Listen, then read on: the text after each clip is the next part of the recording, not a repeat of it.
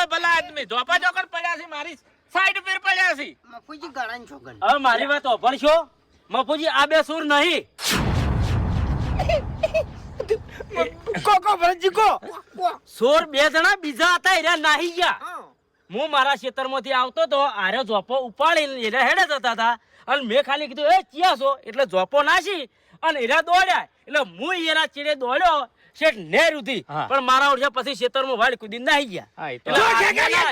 એક તો ઓર રાખતો નહીં બરાબર ચોકી કરતો નહીં અને મારા ઉપર હાથ ઉપાડી છે લ્યા એટલે 5 વર્ષથી ચોકી કરું છું પહેલી વાર આવું બન્યું છે આજે અમે ચોરી કરી હવે ફાઇનલ થઈ ગયું મેં બાસ્કુજીને કીધું તું